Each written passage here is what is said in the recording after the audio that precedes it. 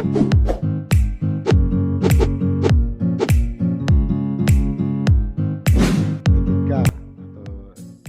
atau yang kita sebut etika dan tata cara webinar. Tidak pendengar lagi suara ukur Iya. Nah, ini pengertian webinar. Ya, teman-teman sudah ya, cek suara, cek sound. Cek sound. Suaranya Pak. Cek sound. Suara. Gak dengar Pak? Ada Pramadi, ada dengar. Dengar ya. Dengar Pramadi. Siap, lanjutkan. Lanjutkan. Jadi ini adalah seminar, presentasi atau pengajaran ataupun workshop yang dilakukan secara online. Dapat diibaratkan pertemuan meeting. Jadi ini kita udah sering melakukannya, tapi mungkin ada beberapa hal yang mungkin bisa kita nanti kita ingat ketika pas kita melakukan webinar ya. Yang pertama ini saya kira nggak usah ini teman-teman, ini mungkin etika pertemuan secara daring ini yang mungkin kita perlu pahami bersama ya. Yang pertama itu posisi duduk ya. Posisi duduk peserta sebaiknya berada di tempat yang tidak terganggu aktivitas lain, misalnya seperti lalu lalang orang, karena harapannya di belakang itu dengan dinding, background atau apa, nanti sebentar lagi akan saya coba nanti dengan Pak Raja background kita tapi mungkin kalau umpamanya di belakang itu ada kaca atau cahaya sulit juga agak berbayang-bayang, tapi kalau backgroundnya dia putih seperti ini, tidak ada foto, tidak ada benda-benda yang di belakang kita, mungkin bisa bagus bentuk backgroundnya dan kita kelihatan. Lalu kemudian yang kedua hindari suara bising. Jadi mungkin posisi teman-teman mungkin tidak di pinggir jalan atau di apa, tapi kadang-kadang kita bisa juga di lapangan ya, jadi mungkin bisa di mute lah suaranya sehingga tidak mengganggu ketika pas narasumber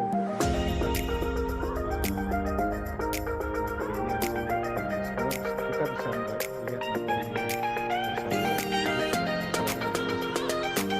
lalu kemudian berbusana dengan benar,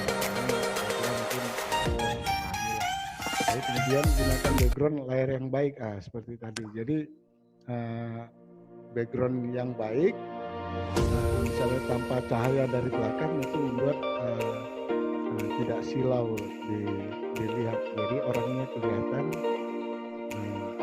dengan jelas. Lalu kemudian ini, tapi nanti ini juga sebenarnya tergantung kesepakatan. Yang jelas kalau kita menghormati, kalau makan dan minum ya di waktunya, jadi tapi kita menghormati yang berbicara, makan dan minum jadi tidak mengganggu orang lain ya. Ini kan sebenarnya semua orang kita bisa lihat, jadi posisinya jilbab, warna jilbabnya saya pernah tanyakan itu di Kehut ya dulu ya. Lalu kemudian jangan mengalihkan perhatian orang lain dari tindakan yang tidak perlu, misalnya goyang-goyang tangan berlebihan,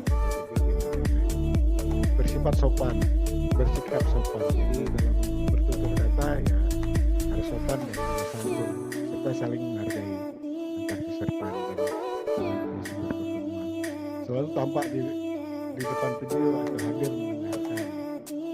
Kadang-kadang kita sering lihat karena mungkin sudah jadi kita close, jadi kita tutup video kita, jadi sehingga nanti akan pemandu juga atau yang narasumber juga apa diperhatikan apa enggak itu ya. Karena memang kadang-kadang narasumber itu juga akan semangat kalau umpama kita selalu memperhatikan dan bertanya ya. Kalau mematikan video hanya dilakukan bila peserta izin. Jadi kalau umpamanya nanti teman-teman misalnya kayak tadi misalnya Heni mau ngantar izin kan jadi ke kamar kecil, gunakan fitur chat raise hand untuk minta izin kepada moderator atau narasumber.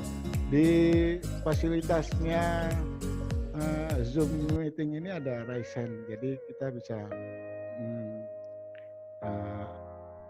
itu akan biasanya itu akan terlihat oleh hostnya. Jadi ini apa gitu, atau di chatting kita disediakan chatting kalau kita izin. Lalu kemudian tidak menelpon saat ada pertemuan. Ini juga perlu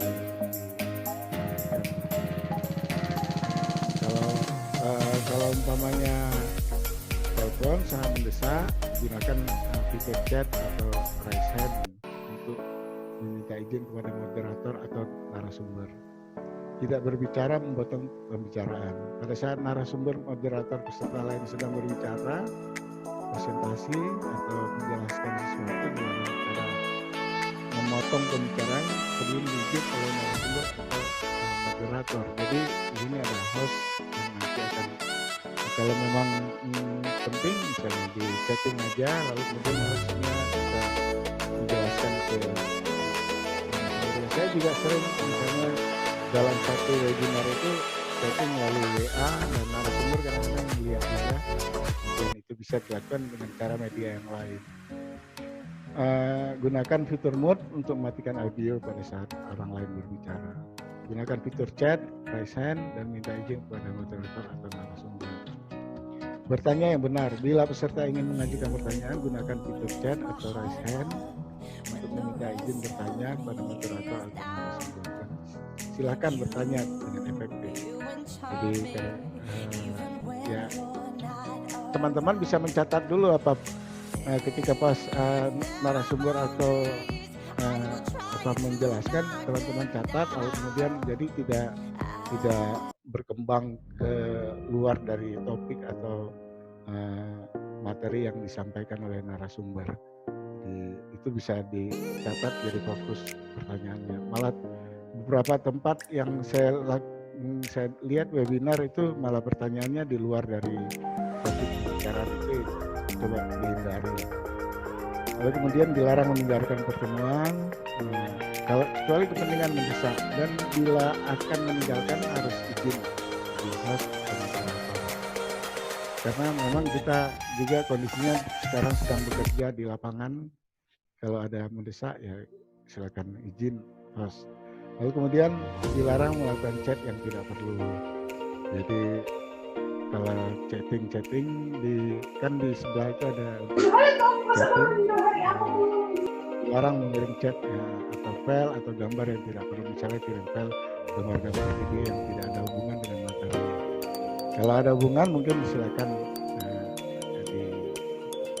atau beberapa teman bisa membuat kesimpulan dari apa yang memberikan semangat di kemudian itu mungkin yang dari etika secara daring. Mudah-mudahan nanti 3 hari ke depan kita bisa melakukan dengan tertib, dan harapannya materi-materi yang disampaikan oleh narasumber itu bisa kita berbanyak diskusi. Nanti ada waktu-waktu untuk diskusi, bertanya, tapi poin-poin pertanyaannya itu dicatat dulu. Dan sekarang kalau bisa di teman-teman itu ada pulpen dan kertas lah sedikit untuk mencatat apa yang disampaikan oleh narasumber. Itu mudah-mudahan bisa mengingatkan kita bersama. Saya juga sudah menyiapkan ini kertas-kertas. Nanti mungkin ada pertanyaan-pertanyaan dari teman-teman yang kepada narasumber, nanti saya akan bisa. Jadi teman-teman silakan menyiapkan itu. Terima kasih. Bila itu berbeda, assalamualaikum warahmatullahi wabarakatuh. Dari tim Korpot sudah lengkap, Pak Ben? Ibu Ana belum ada, Pak. Dari Oke, kurang Asko Tupe. Dari tim 2 kota. Tim Oke, 2 sudah. kota. Tim Tim 3. 3. Tim 3 masih Bu Asna, Pak. Asna. Sudah dihubungi. Dihubungi tidak diangkat-angkat teleponnya. Mungkin di jalan Masih atau di mana. perjalanan. Mungkin, Pak. Tim 6 Yulan Jukri sudah, tim 7 Sukanto sudah, teman-teman JOSP. Pak Toton sudah bergabung?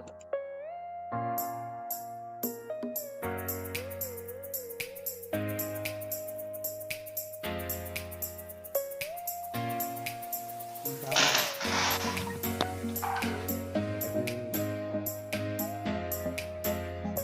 masuk.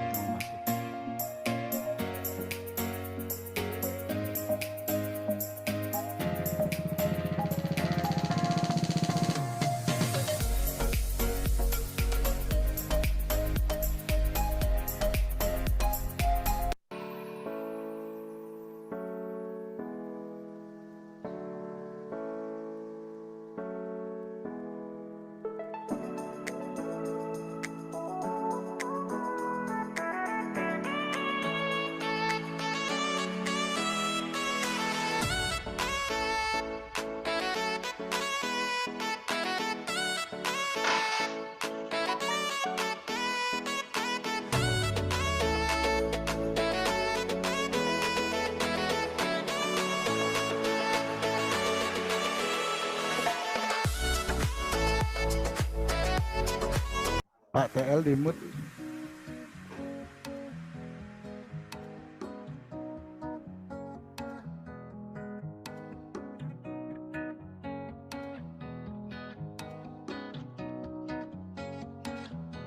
You lift my heart up when the rest of me is down. You enchant me even when you're not around. If there are boundaries, I will try to knock them down.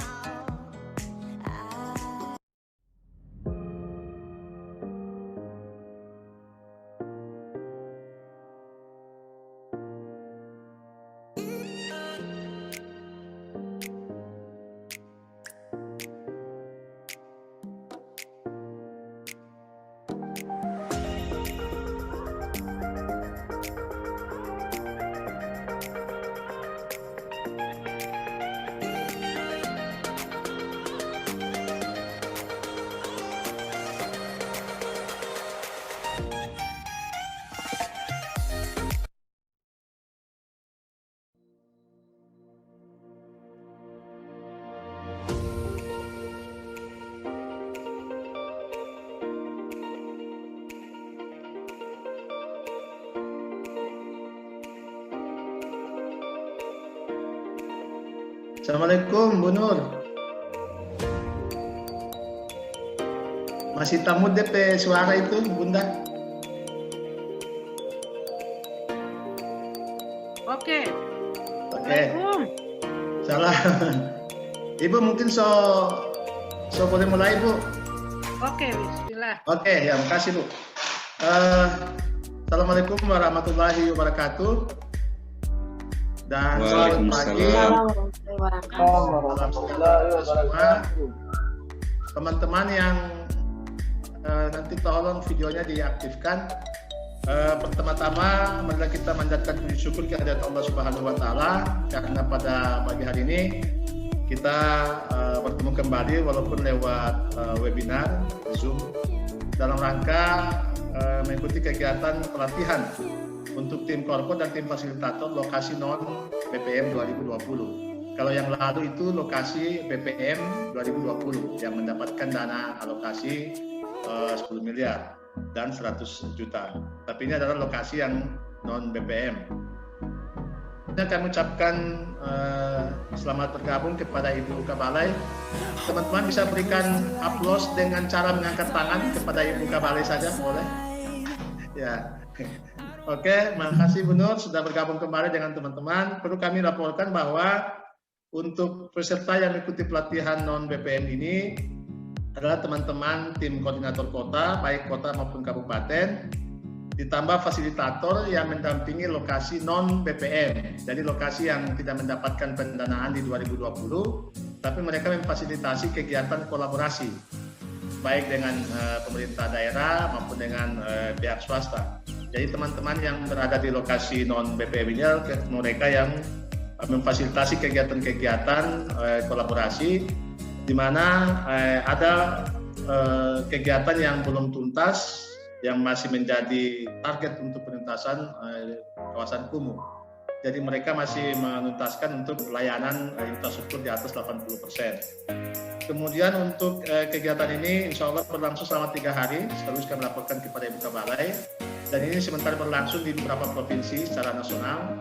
Hari ini juga ada berlangsung di Maluku Utara, kemudian ada juga di Sulawesi Utara yang sudah berlangsung kemarin. Sehingga ini kegiatan secara serentak dilakukan di beberapa provinsi. Adapun materi-materi yang berkaitan dengan kegiatan selama 3 hari itu banyak berbicara tentang penguatan kelembagaan, kemudian bagaimana memfasilitasi kolaborasi kegiatan penanganan kumuh di lokasi kumuh dengan pihak-pihak lain. Kemudian nanti ada juga penguatan terkait dengan penguatan pendampingan bagi teman-teman yang berada di lokasi dan di lingkungan. Untuk lokasi pendampingan kita, Bu Kabalai, kita ada 3 kategori. Kategori pertama itu lokasi penanganan yang sementara ini berlangsung kegiatan infrastruktur 10 kelurahan. Kemudian ada lokasi peningkatan itu kurang lebih 30 kelurahan dan sisanya sekitar 22 itu lokasi peningkatan. Jadi teman-teman yang dilatih ini adalah teman-teman yang melakukan pendampingan di lokasi peningkatan dan pencegahan. Sehingga kita sebutnya kategori 2 dan 3. Nah, cuma memang di kategori 2 ini rasio dampingan kita memang agak cukup besar, Bunda. Barangkali ini jadi catatan untuk tahun depan, di mana satu kelurahan di lokasi kategori 2 itu satu orang itu rasionya 1:10. Jadi satu fasilitator mendampingi 10 kelurahan. Kemudian kategori 3, satu fasilitator mendampingi 20 kelurahan. Ini sempat kami sampaikan juga ke pusat waktu TOT yang lalu. Mudah-mudahan jadi pertimbangan di tahun depan bahwa lokasi kolaborasi juga penting untuk dilakukan pendampingan secara intens. Kalau 1:10 atau 1:20 memang agak sedikit berat teman-teman fasilitator di lapangan. Kalau yang lokasi kategori 1 kan satu kelurahan 1 orang, Bunda. Jadi kalau dia 5 kelurahan berarti sekitar 5 atau 6 orang. Tapi kalau lokasi kategori 2 itu memang 1:10, kemudian ada 1:20. Jadi memang agak sedikit berat. Kemudian pemateri nanti diisi oleh teman-teman tenaga ahli di OSP. Kemudian ada juga kita belajar bersama dengan BKM yang sudah melakukan kolaborasi. Kita mengambil BKM Puladu yang juga akan sharing pengalaman dengan teman-teman di sini. Mungkin itu informasi awal yang bisa kami sampaikan. Dan sebelumnya kami mohon ucapkan terima kasih pada Ibu Kabalai yang telah meluangkan waktu dan tidak bosan-bosannya memberi support terus kepada teman-teman di Kotaku. Sekaligus memohon kesediaan kepada Ibu untuk memberikan arahan pada pagi hari ini, sekaligus membuka acara pemilihan webinar untuk tim korpor dan fasilitator lokasi non-BPM Provinsi Gorontalo tahun 2020. Mungkin yang bisa kami laporkan. Terima kasih. Wassalamualaikum warahmatullahi wabarakatuh. Kepada Bunda kami persilakan. Langsung ya Pak. Silakan Bu. Ya, Bismillahirrahmanirrahim. Kebetulan juga hari ini saya padat sekali acara. Maaf ya. Tadinya jam 9.30 jadi saya minta percepat karena bertabrakan acaranya. Kami dari Cipta Karya memang agak padat sekali Pak. Sabtu Minggu juga kami di kantor. Tidak apa-apa, untuk Kotaku saya support sekali. Bismillahirrahmanirrahim. Assalamualaikum warahmatullahi wabarakatuh. Waalaikumsalam. Warahmatullahi wabarakatuh. Pagi dan salam sejahtera buat kita semua. Semoga kita semua dalam keadaan sehat, terhindar dari virus pandemi yang selama ini sudah menggerogoti kita, khususnya ke negara kita yang semakin hari semakin tinggi ya kasusnya. Yang saya hormati Kasatker PKP dari Pak Kasatker, Pak Rawin mungkin ada ya di sini. Ibu Lian yang saya hormati, Ibu Lian PKP, ada Ibu Lian? Tadi sudah konfirmasi lagi di jalan. Oh iya. Bersamaan. OSP 8 Provinsi Gorontalo. Yang saya hormati para pemandu dan narasumber yang kami banggakan, tim korpor dan tim fasilitator. Pertama-tama marilah kita menghaturkan puji syukur kehadirat Allah Subhanahu wa taala atas nikmat dan karunia-Nya lah yang senantiasa dilimpahkan kepada kita semua hingga kita dapat melaksanakan webinar pelatihan tim korpor dan tim fasilitator lokasi non BPM program Kotaku. Tadinya Pak Ilham saya kaget juga, ternyata kita ada pendampingan untuk kawasan yang tidak pelaksanaannya ya, bukannya pelaksanaan ya, dia istilahnya pendampingan apa ya namanya, untuk penanganan kumuh menggunakan platform kolaborasi dengan memposisikan pemerintah daerah sebagai pelaku penggerak utama kegiatan dalam hal ini nakodanya.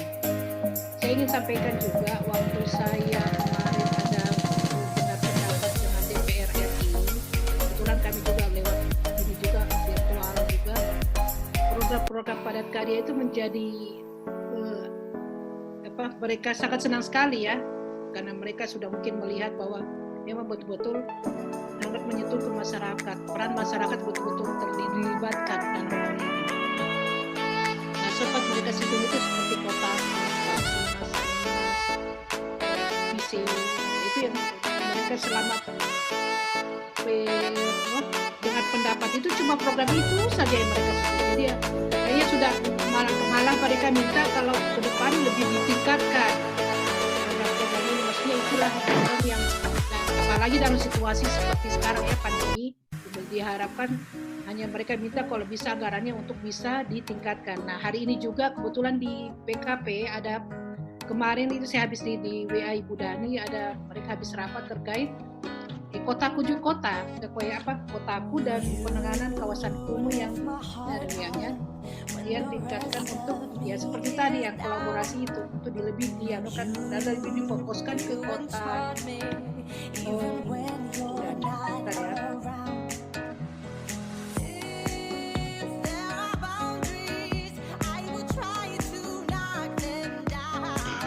kota, penanganan kumuh skala kota, dia lebih fokus ke penanganan kumuh skala kotanya. Mungkin itu. Jadi tadi Pak Ilham juga sudah sampaikan bagaimana ada 3 lokasi kategori yang untuk tahun 2020 Program Kota menempatkan tim koordinator kota dan tim fasilitator pada 3 jenis kategori kelurahan. Yang pertama kategori kelurahan yang mendapat BPM ya, mana masing-masing fasilitator satu kelurahan, satu fasilitator. Gitu ya Pak Ilham? Ya, rasionya. Yang outputnya pencairan dan penyerapan dana BPM di lokasi 100% kelurahan dampingan. Infrastruktur skala lingkungan terbangun berkualitas baik minimal 95%. Kalau saya kegiatan Kotaku, alhamdulillah selama ini saya sangat sedang Pak Ilham. Saya salut buat teman-teman Kotaku di lapangan hebat. Saya senang sekali.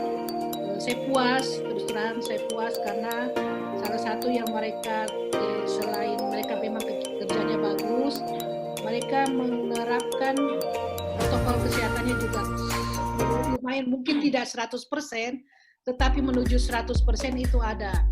Saya itu membandingkan dengan kegiatan padat karya lainnya. Ini untuk padat karya ya, untuk Pamsimas, Sanimas, itu mereka PCU untuk protokol kesehatannya itu bisa hampir 20% mereka terapkan di lapangan. Kalau saya lihat Kotaku, alhamdulillah yang saya lihat ya, saya kebetulan kemarin yang ke kelurahan yang depannya Pak Ketua itu, saya lihat mereka menggunakan APD, mereka menggunakan masker, mereka pakai ya Dan kalau mereka mau lepaskan maskernya, mereka malah berhenti kerja. Jadi dia lepas baru sebentar pakai. Jadi hal-hal yang seperti itu sebenarnya mereka bisa memprotek diri sendiri ya. Kan kita tidak bisa, hei kamu pakai masker, tapi mereka sudah tahu bahwa kalau kita pakai masker kita bisa terlindungi. Nah itu yang kita harapkan juga di sebenarnya di program padat karya yang lainnya.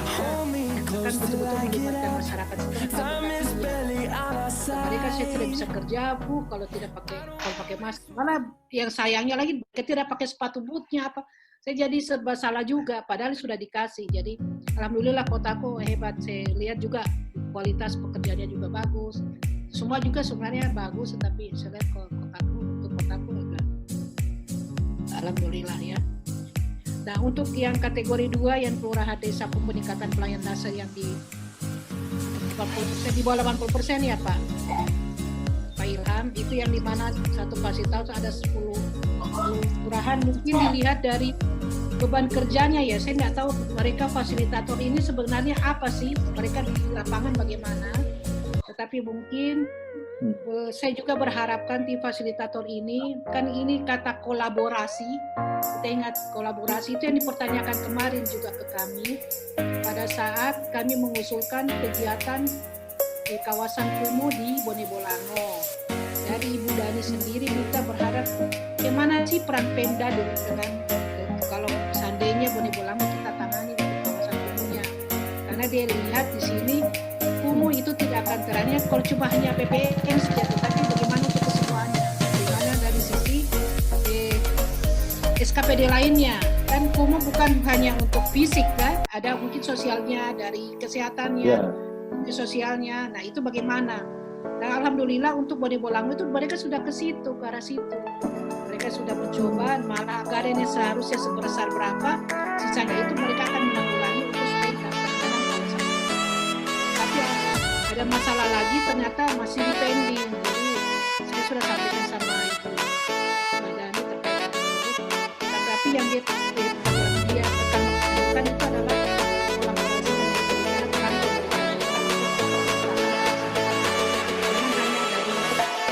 CKP saja yang bicara, jangan dari kota pusat bicara kawasan kumuh, tetapi semuanya harus bicara. Saya juga pernah melihat di satu kawasan yang di mana kemarin saya lihat itu di Pohuato, kawasan Sandimas di situ sudah tertangani, padahal sudah pernah ditangani secara reguler untuk kawasan kumuhnya, tetapi ya kembali kumuh karena peran pemerintah daerah tidak menangani lokasinya, kawasannya secara utuh. Padahal sudah ada jalan paving, sudah dibuat waktu tahun 2016 kalau nggak salah, atau 2017 saya nggak tahu, kita masih ingin kalau nggak salah itu sudah tertangani, sudah ada paving, jalan paving, tapi akhirnya kumuh lagi karena Pemdanya tidak melihat kawasan itu, tidak menuntaskan kawasan secara keseluruhan. Jadi mungkin di sini peran fasilitator ya Pak Ilham ya dalam hal ini untuk ini pemerintah daerah untuk bagaimana penanganan kawasan kumuh supaya kumuh itu betul-betul nanti jadi nol. Kita ada sekarang Pak di Renstra itu sudah outputnya harus jelas. Berapa sih kita harus menurunkan angka kawasan kumuh. Nah, sekarang itu ditantang, sekarang kan sudah balai, sudah ada Renstranya, nah itu yang ditantang. Jadi saya juga nanti kita tolong nanti sama-sama Pak Ilham ya, kita sama-sama hitung kira-kira berapa sih sampai 2024 kita bisa menurunkan. Karena saya tahu katanya ada penambahan SK kumuh lagi, saya tidak tahu jadi berapa, jadi turun lagi kita punya targetnya ya. Mungkin itu. Dan untuk kategori 3 juga tadi Pak Ilham sudah sampaikan bahwa satu orang itu menangani 20 kelurahan ya. Sadis sekali ya. Rasionya 20. Rasionya 20. Ya, kinerjanya apa ya? Itu lokasi pencegahan. Pencegahan ya. Tapi di lokasi bukan kumuh berat ya, kumuh ringan ya. Bukan. Iya. Pencegahan. Bukan di kawasan, bukan ya. Pencegahan untuk bukan kawasan. kumuh berat. Oh bukan ya, iya. Tapi dia ada yang dalam SK juga kategori 3. Oke, begitu ya Pak. Oke, dengan begitu saya mohon nanti dari Pak Ilham dan teman-teman saya nanti minta juga setelah pelatihan ini saya minta datanya bagaimana sih. Saya juga belum terbayangkan Pak terkait dengan dua lokasi itu, yang dua lokasi yang satu menangani 10, satu orang menangani 10 kelurahan, untuk satu orang menangani 20 saya tahu. Saya baru tahu kalau ternyata ada pendampingan seperti ini. Mungkin itu saya tidak perlu berpanjang lebar, teman-teman silakan ikut pelatihan ini selama 3 hari ya, secara webinar. Tadi juga ada arahan dari panitia terkait bagaimana sih berperilaku cara kita ini pelatihan. Memang cara begini biasa kadang-kadang orang ada yang kesana kesana. Saya juga pernah lihat begitu. Dan memang kayaknya agak mengganggu juga, jadi mohon tadi ada tata tertib untuk pelatihan secara webinar ini, mohon teman-teman fasilitator untuk diikuti. Mungkin itu yang ingin saya sampaikan Pak, selamat mengikuti acara webinar pelatihan untuk tim koordinator kota dan tim fasilitator lokasi non BBM. Demikian beberapa hal yang dapat saya sampaikan pada kesempatan hari ini dengan mengucapkan Bismillahirrahmanirrahim. Acara pelatihan webinar tim koordinator kota dan tim fasilitator lokasi non BPM program Kotaku tahun 2020 OSP 8 Provinsi Gorontalo saya buka dengan resmi. Wassalamualaikum warahmatullahi wabarakatuh. Waalaikumsalam. Liv ya, kondisi soalnya mau